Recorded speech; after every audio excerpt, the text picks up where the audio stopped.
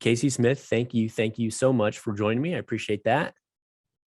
Absolutely. All right. Awesome. So I think I saw you originally on Propelio, right? So I think that was like one of the first time I was like, oh, Propelio is such an interesting thing to me. And I want to get into that a little bit too, but why don't you first tell me about how you originally got into real estate?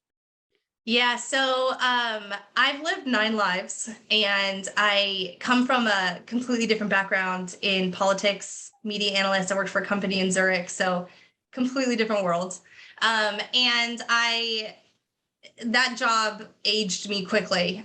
It was not glamorous. It was just a lot of travel. And so I ended up coming stateside, getting married, and went into nonprofit.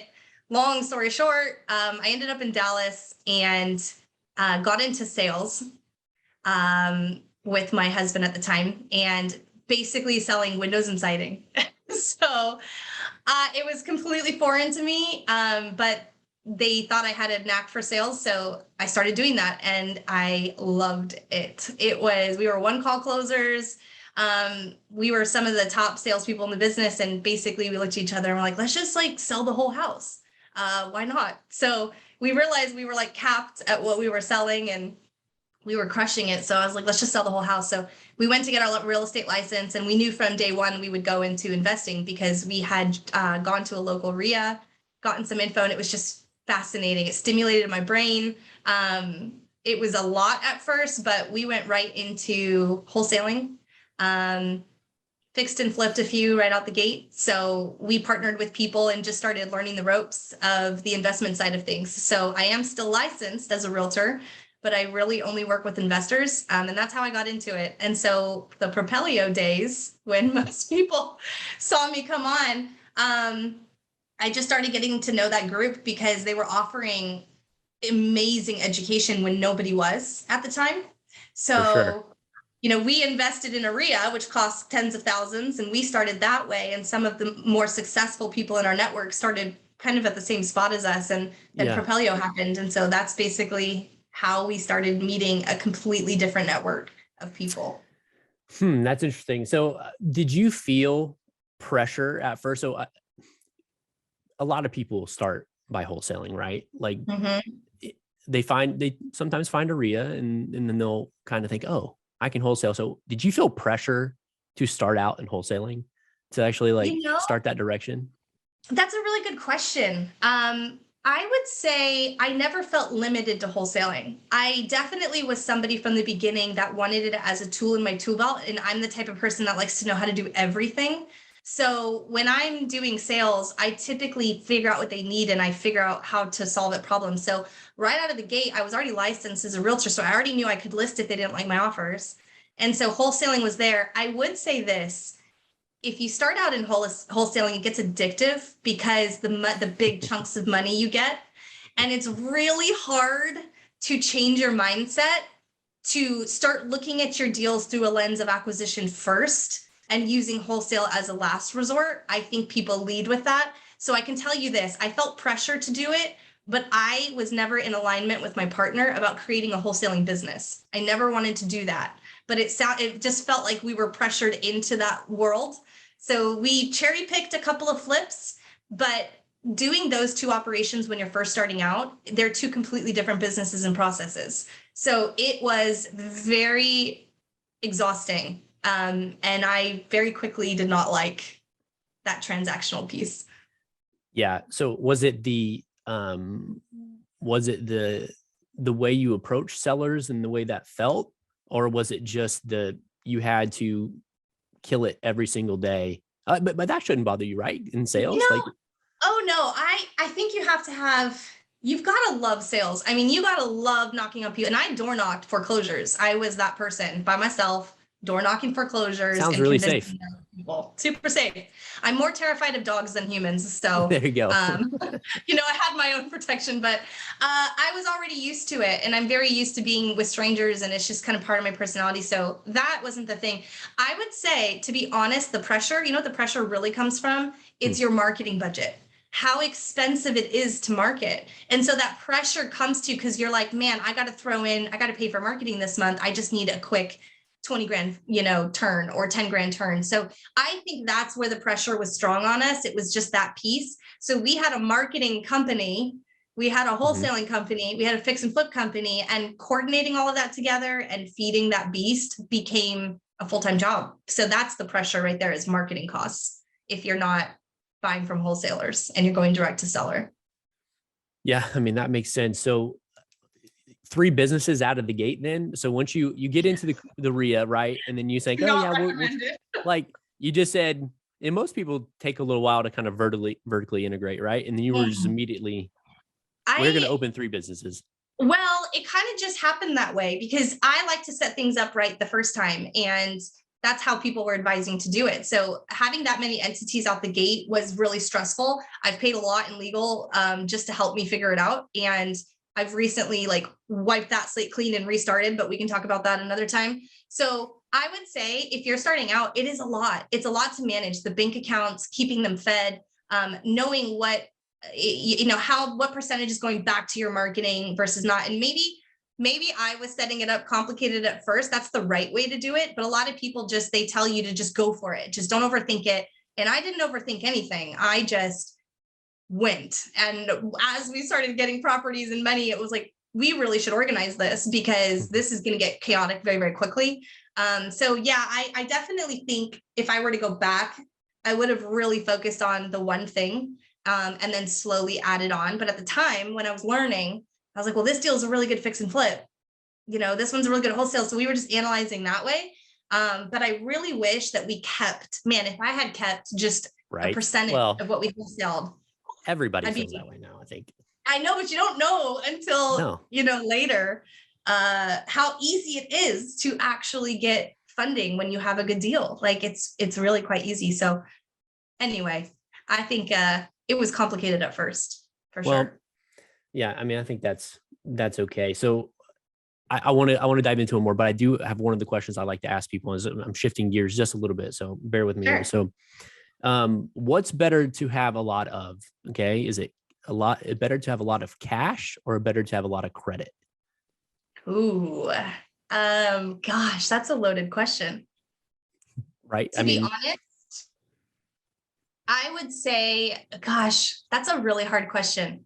Well, it's a good problem to have to start, right? It's a great problem to have either way.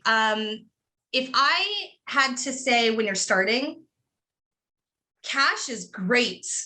They say you don't need it. And let's be honest, you do. There are some things that you're going to wish that you were prepared for, or you better have really great friends that can pull you out. It's easy to find money, but you also, if you're new, your credit worthiness is only going to get you so far because experience is going to be the second part to that. And if you don't have that yet, I would say having the cash to make the errors and to go all in and figure it out is probably going to be better. Right now, I'm glad I have really great credit because I can dive in to more complicated deals with the experience, and it's a game changer. So that's not only deals, right, but also for your business potentially. Yeah. Oh, absolutely. Business credit is amazing. We built that up just the same, and it's helped us grow. So I think credit can go really far for you when you've learned a thing or two, and you can really focus and hone in on a strategy to hold, because wealth comes from owning things. I mean, that's just the fact of the matter. Owning things, whether it be a business that's in real estate and in like a service-based business, or whether it be actual properties and that asset acquisition. Yeah, for sure. I think owning things is the way to go. Obviously, I'm partial, but I'm partial to real estate specifically. But yeah, for sure. Okay.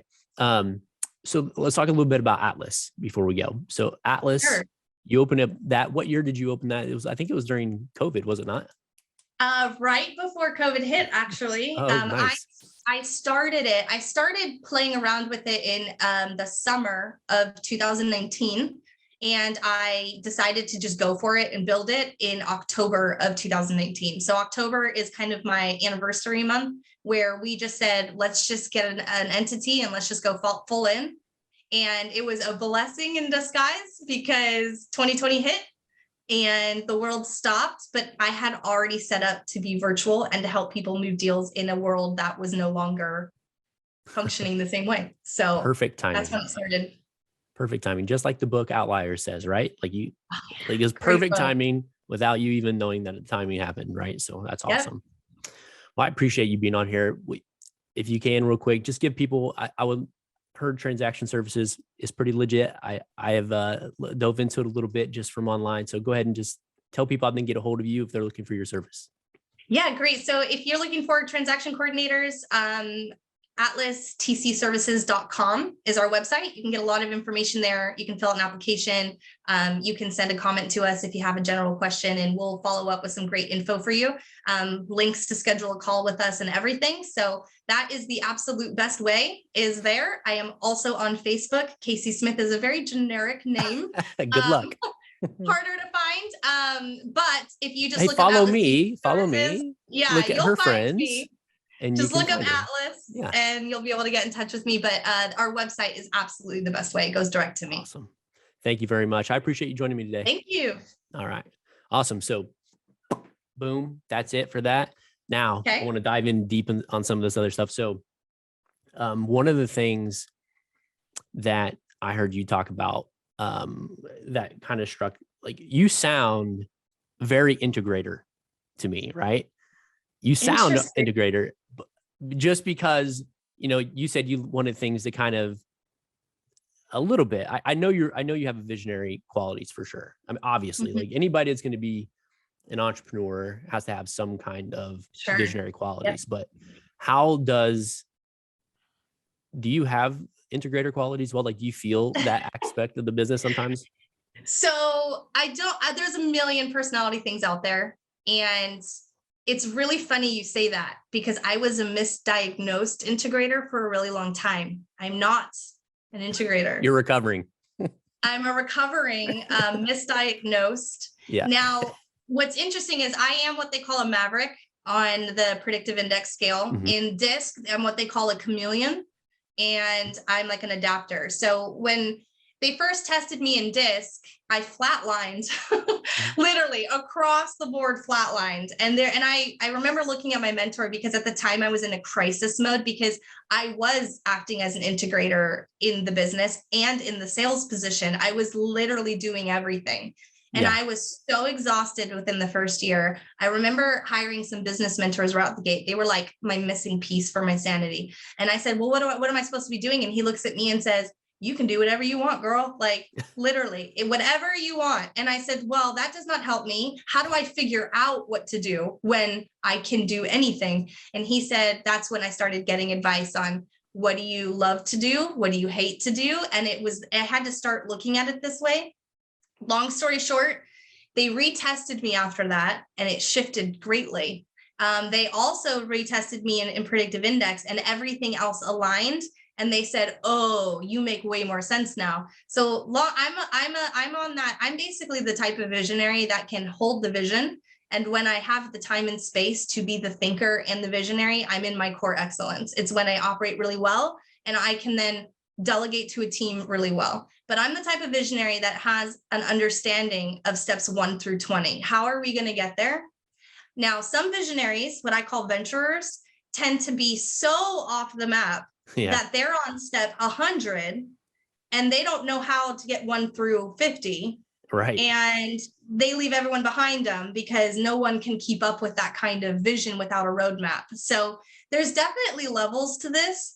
I think that I've been very humbled in my business building experience to understand how to slow down and to put in the right places. So I've been trained how to be an integrator, but it's definitely not, it's hard for me. My team says it's when I go into a really dark place, when I have to start working on processes, and it's like, I won't emerge for days. So it's not my best, but I can do it. It's like a bear hibernating, and I know it's right? Necessary. And then you come out very hungry. Yeah, that's funny. Oh yeah, like I don't eat, I don't move. It's a really weird thing. It was like all of 2020 for me by myself, figuring this whole rodeo out. But it's not my natural state where I'm great. I can definitely handle it. I think a good visionary understands and connects with what the integrator does for them. It's our other half. And so Some people can sit in that seat longer, some can switch easier, but the tasks are so different that you have to have an ability to switch between tasks. You're not multitasking, you're mentally switching between them. And that can be really exhausting for a visionary or an integrator alike. So, right. Oh, for sure. Yeah, I like that a lot. So then I heard you talk about your mentors. I think I've heard you talk about this before too. So why were is it business coach or just a mentor? Like, what was it? Like, what did you use to really kind of get you over the hump of where you were to where you are now? yeah, so I felt the strain pretty quickly early on, and I went to a couple of investors that were way more advanced than me on Propelio. So I got the opportunity to be around people. I call it standing on the shoulders of giants. Yeah. Where I got to just ask them. And I remember Bettina, actually, you might have seen her around. She's a fix and flipper in San Antonio. She was doing an interview. They asked me to step in. I drove her to the airport and I looked at her and I said, how do you do this? I'm so exhausted. Yeah. And she said, you need someone how to teach you how to do systems and processes. She's like, here is the name of Gary Harper with Sharper Business Solutions. At the time, he wasn't very well known. So I asked a few other successful investors and all roads pointed to Sharper. Every single person mentioned this guy's name. So I literally searched him out. I flew to Orlando like 2 weeks later to meet them. And they put on these business workshops and they teach you. Obviously, a lot of us are learning sales and real estate and strategies, but no one's teaching you how to make those processes, how to document them, what's needed, how do you survive and lead people, how do you hire, all of that stuff. And these were the people that A, helped you figure out who you were, B, showed you the tools and resources and how to structure your days and things like that. So all the basics that we read about, that's what they taught me. And so we would get together every quarter somewhere, Orlando, Texas, Chicago, we go to a lot. And it's all of these entrepreneurs, small businesses in one room, and we would just troubleshoot each other's problems. And they would teach us tools and things like that. So that's what that looked like. Now, is that still an ongoing process, or do you think you've graduated from something like I have that? not graduated. Absolutely not. I have not graduated because what's amazing about them is they teach you how to go through every stage of business. So whether you're just starting or whether you're trying to get that extra million in revenue, they have the experience collectively to get you there. So I switched businesses halfway through with them after the first couple of years. So I've been starting from ground zero again with them. And getting to where I am now with this business. And I'm very loyal to them because when COVID hit, having that kind of guidance was incredible. They basically called us and said, throw out your 90-day plan. It's not going to work. Yeah. Now we're going into how to manage a business in crisis and how to keep a pulse on it. And we went to 7-day KPI goals, 7 days at a time, one foot in front of the other. And without that kind of guidance, I don't know where I would be, to be honest, because they kind of kept us going. Even with the influx of kind of like of business, because we really went to a virtual world, right? Mm-hmm. And your business is absolutely set up for virtual work. I mean, everybody communicates through emails. Everybody communicates through some kind of DocuSign or online signature source. Mm-hmm. So yeah, but were you really in crisis with having that opportunity? Because that doesn't seem like... I was in crisis because my clients were in crisis. So keep in mind, I service real estate investors who saw their worlds halt, right? Some states like Virginia nobody could do anything. I mean, you couldn't even schedule an appraiser. I mean, they shut down everything. Other states were still moving. So it was difficult because I had to watch my clients who typically produce and give me revenue stop. So I was quickly having to learn how to add more clients or filter out or vet hire. At the time, I had a client that was 75% of my revenue. Now, they were an amazing learning experience. We grew them to about 35 closings a month from about 10 when they started. Now they're a huge company in force, but at the time, so it was like a learning curve for me. And then I realized if something happened to them, I would have no business. So having a strong client base kept me going, but it was definitely interesting to see how people cycled out, how many people stopped, couldn't do work, things like that. Our days to close went up significantly. People were calling me saying, how can I move a deal?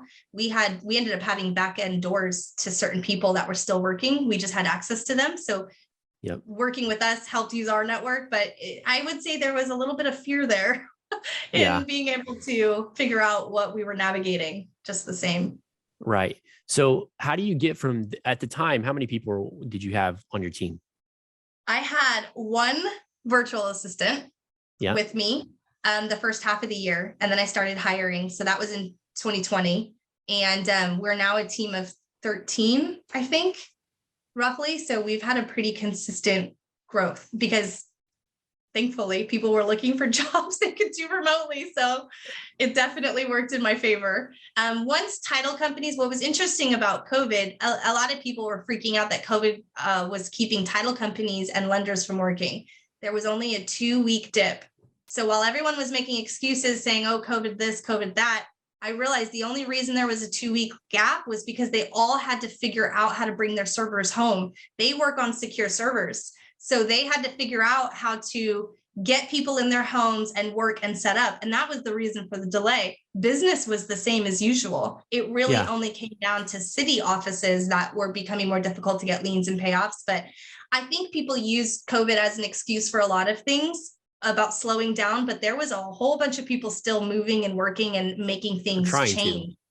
Attempting to. But we saw a very archaic industry modernize. We saw title companies start doing online notarizations. We saw them doing notaries for free.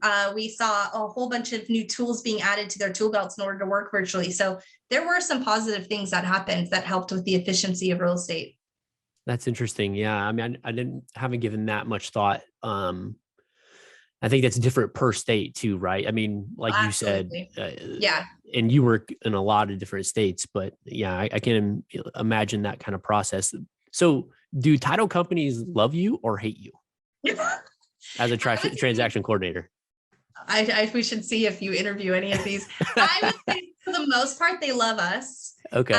Because title companies, and I tell people this all the time, they're insurance companies. Their job is to pull title and tell you what has to be cleared for them to insure the title. That's literally all they do. It is not their job to call your seller and track down information or to, rally all their fighting heirs. It's not their job. Now, some of them are amazing and they do it, but we take a huge burden off their plate of having to reach out and make extra phone calls. So I'll be truthful. The ones that seem to be difficult to work with us are attorneys in attorney states. They tend to get a little bit of an ego and they don't want us touching anything. And they're the biggest pushback that we get, I think, for the most part. Yeah, because you keep them on task, right? And they're not always task oriented, which they are. Attorneys like to do things on their own time. And we're constantly knocking at the door saying, do we have an ETA? Can you respond to me? It's been 4 days. They don't like it. It's interesting too. I mean, in attorney states, do you find that attorneys are doing most of the work or is it still their staff? It depends on if it's, it really depends on if it's a split state. So we've got title states, attorney states, and then we have combo states. Texas is a combo, right? So Ohio combo state? Good question. I think they might be because they do have title. Okay. They are a title. Most of them have like in-house attorneys. So when we vet a title company, we have to figure out what resources do they really have. Are they just running title? Do they have attorneys? Do they have underwriters? Like, what does it look like? I would say in like New York, attorneys do 100% of it, right? They're the ones pulling the title and doing all that kind of thing. And they collect the funds, they do all the settlements. They're the ones that revise the contracts, approve the contracts. So they're doing everything. Got it. So it depends on the state of the situation or even the business. So you actually you're vetting the title companies and the people that you're working with do you deny business to investors depending on who they're trying to close with? We have. Yeah. We always work with their title companies and we ask very specific questions. Do they allow pass-throughs? Do they require transactional funding? How do they operate? Is it more office policy or property code? So we ask our clients that. A lot of them don't know because they don't know what they don't know. They just think that's how it's supposed to be. So we typically, when we start working with them, we start to realize some of the things that can cause hiccups or bottlenecks, and we'll notify our client. Now, if they're not working with us and go around us and refuse, then we'll have to tell them either find someone that can work with us or we cannot work with you because we can't uphold our standard of service if they aren't cooperating or communicating to us in a way that makes sense, because we have to know everything as the coordinators. So that we have fired people if they refuse, but almost 100% of our clients trust us. And they will say, well, who do you recommend? And we'll either recommend someone we already have an established relationship with, or we'll ask around our network and try and qualify someone who's worked with investment deals and understands them, because your title companies also don't really want to work with newbies that are constantly opening title and terminating. So even they sometimes are like, hey, we don't really want to work with you anymore. Will you deny a transaction? Would you deny a transaction based on the deal, knowing it's completely out of whack? Have you ever done that? We have gotten to a place where once we get title back and we verify, if it's something that there's like, if a seller stops cooperating and we need their cooperation, or if it's something where they're like, we push the underwriters, I guess we basically vet every scenario. Yeah. If we tell you we're handing this deal back until you hire an attorney to handle it and we'll follow up because there's nothing we can do, then it's a serious situation. So we have had a couple of those where we've had to hand the deal back and been like, here's what we know. You have to get an attorney, because we have to be very careful not to cross that line. Now I can advise, and I've worked with enough attorneys to know certain situations and know what it would take, but we're not attorneys. So we have to say they need to go and advise the best way to handle this break in chain or something like that. But we have challenged underwriters a lot where they tell us we can't close a deal. My team will take it in. We will vet it. We will look through the vesting docs. We will map the heirs. We will skip trace people. We will ask the right questions. And if we still can't figure that out and the underwriters won't accept it, then that's when we'll say, this is everything we've tried. The underwriter won't accept it. So either try a new title company or get an attorney. That's really the scenario we would do it in. It's interesting. I'm just thinking of how much that would help me right now in the deal that's kind of gone sideways. So yeah, I might think about that.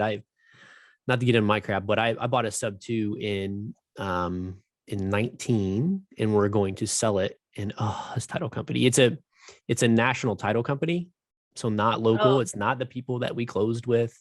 I'm not a fan of out of state. I know. It's a national title company. I didn't say the name of the title company. It's a national title company. I'm like going through the list in my head of who I've blacklisted. Yeah.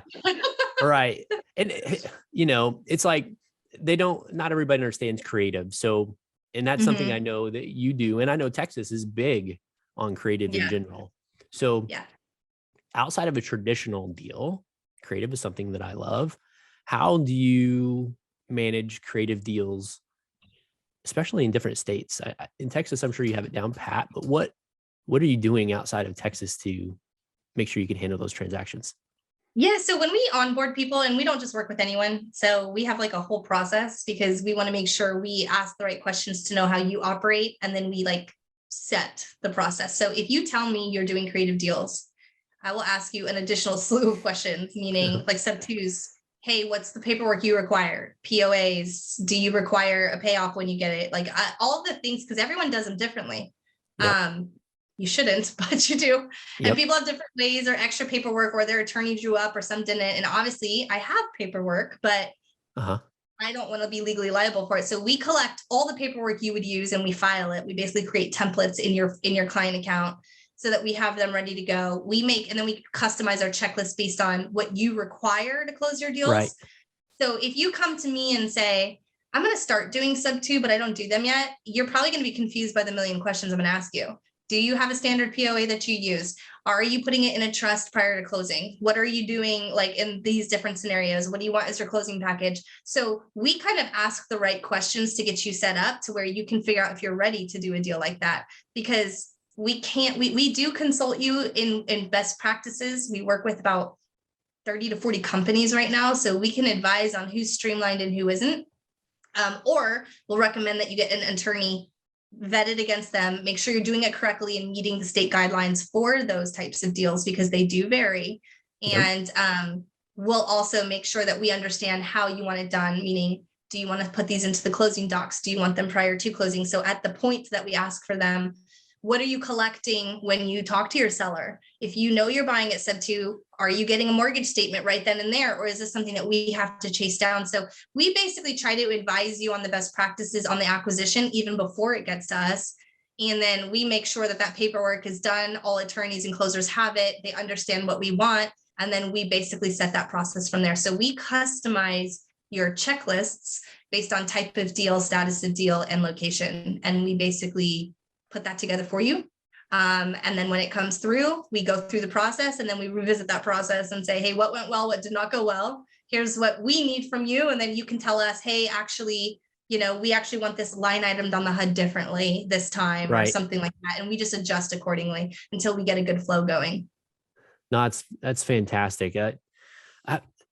That's a lot going on there within your business. I mean, I tell people this all the time. Like, you learn when you get into real estate how to sell a concept or a deal. This is why people get successful, right? You're selling to somebody this solution to their problem that can be quite complicated. Trying to explain to someone, and ironically, all the deals we did in our first couple of years were sub 2s. So it was awesome. And we learned and mastered that. But transacting your creative deals is a whole different skill set. Maintaining the service you promised to that seller, as well as legally protecting yourself, is important. And just to give you a short story, I was working with a major company, and they would assign sub 2 deals. Now that's a little risky, but they would do it to mainly fix and flippers. And I'll never forget getting a call once from the end buyer a week or two after. And he said, I can't get insurance on this property. And I said, well, with all due respect, I don't work for you. As an experienced investor, I thought you would know how to acquire a sub 2 deal, because you want to hope, that they understand. And I said, that's why it wasn't done, but it's not because you can't, it's because you need to know how. So I did do them a favor and explained how they need to put the mortgagee and the underlying lien on there and all that good stuff, which they had access to. But perfect case scenario where you see an end buyer that's not doing it correctly, and then they come at you, and I'm like, you've got to know how to transact these. If you're going to buy that, you got to know how to get your insurance on that property. And so I think that's the biggest learning curve for people when they get into this and they try to do everything themselves. And the transaction coordinator, they don't even know we exist. They don't even know that we can handle all this for them, and they don't have to teach us. We teach them actually what's needed. Right. Yeah. Teaching people creative, though, I mean, it would have to be experienced people, but I mean, it's definitely possible. Like, I would rather them know a little bit before they came to me as a transaction coordinator, where I'm teaching someone creative. Absolutely. You definitely need someone who knows what they're doing. I train all my girls. Actually, they're not all girls now. We have a bigger team, ladies and gentlemen, but I forget to say that. And they're not girls, but we position ourselves as experts. Like, you don't have to train us on the logistics of deals. We just need to know how you operate and what your communication standard is, and we're going to automatically do best practices for you. So yeah, that experience is a game changer. It also helps with volume. Most transaction coordinators are going to cap out at about 20 to 30 active contracts. Well, and volume helps your business too, not just for you, but also for the investor. Oh yeah, right? Definitely. Yeah. We want to see you guys grow just the same, but you're not closing everything at once. People have this, they always get really confused when I ask them, how many active contracts are you holding and what have you closed in the last 3 months on average? Yeah. And they're always confused by that question until I really ask them that way. And then they're like, well, I hold 10 and I close maybe 5 to 6. That's normal. There's going to be a rolling average. You're not always going to close what you have, especially in assignments when we know there's about a 30% termination rate in general, just the nature of the job. Little things like that help you understand, what do I really have to manage on a day-to-day basis versus the revenue I'm getting from the closing. You need somebody with capacity to handle that many. It's not just the 5 closings, it's the 10 transactions. People forget that. Well, I know you can handle the transactions. That's for sure. But I could sit here. I've got a whole list of things that we haven't even come close to, but I appreciate your time. You were awesome as always. Thank you very much for popping on here and sorry we didn't get too into it. No, it's all good. Like, we got into a lot, and that was awesome. I mean, it was good stuff. I think anybody that watched this definitely picked up some things. If anything, they know what your business is and what you do, So they shouldn't have any questions there because we went over that. And hopefully it helps them to understand a really easy position to delegate and outsource first, which gets a huge chunk off your plate for sure. Yeah, for sure. I mean, even depending on the number of deals you do, even if you don't want to, some people just don't want to deal with it. So yeah. Thank you, Casey. I appreciate it. Thank you so much, Michael. This was a pleasure. It's very nice to catch up with you. Yep, you too.